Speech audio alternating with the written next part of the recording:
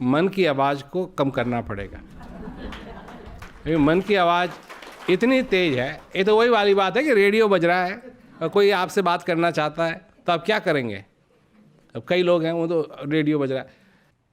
खैर, अगर आप फ़ोन पे बात करना चाहते हैं और ऐसी जगह हैं जहाँ बहुत हल्ला हो रहा है, तो बाहर के हल्ले को किसी तरह के कम करना है। अब नहीं कर सकते हैं तो कहीं ऐसी जगह जाना पड़ेगा जहाँ इतना हल्ला नहीं है, ताकि आप अपनी बात कर सकें। हृदय की आवाज़ सुनने के लिए भी वही हाल है। हृदय तो कुछ कह रहा है आपसे और हमेशा कहते आया है और कहता रहेगा, परंतु मन की आवाज़ इतनी, इसकी वॉल्यूम जो है इतनी तेज हो रखी है कि वही सुनाई देती है लोगों को।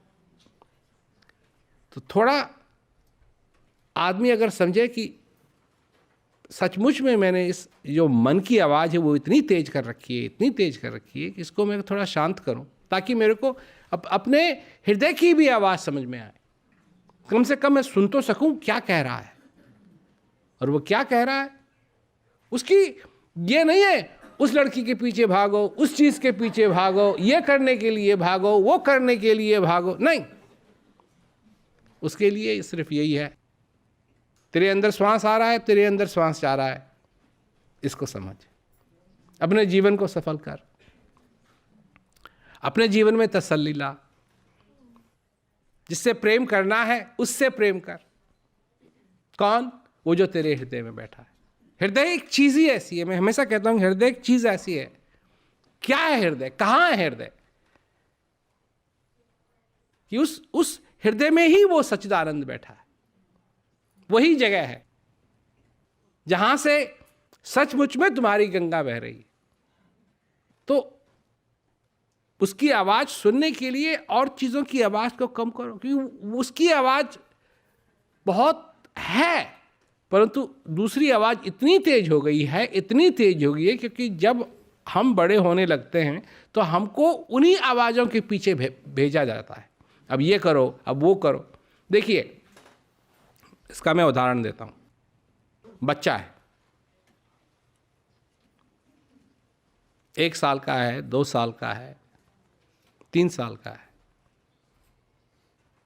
खिलौना क्या होता है उसको क्या मालूम? मतलब ये छोटी कार है, कार क्या होती है उसको क्या मालूम? और छोटी और बड़ी का क्या तुक है उसको नहीं मालूम, परंतु वो रंग देखता है, वो देखता है कि इसके साथ मैं खेल सकता हूं या नहीं। माँ बाप उसके लिए वो खरीद के लाते हैं, उसको दिखाते हैं, देख देख देख देख तेरे लिए क्या लाए हैं, क्या लाए हैं, क्या लाए हैं, क्या लाए हैं। वो देखता है, बड़ा खुश होता है। बात ये नहीं है कि वो और चीजों के पीछे नहीं भागता, वो तो ग्लास के पीछे भी भागेगा, पर आपको मालूम है ये कांच का है, वो तोड़ देगा तो फिर उसको भी चोट आ सकती है। कोई महंगी चीज है आपके घर में, उसके पीछे भी भागेगा। परंतु आप ऐसी चीज ला के देते हैं उसको कि अगर वो तोड़ भी दे कोई बात नहीं, और कम से कम अपने को तो हानि नहीं पहुंचाएगा वो।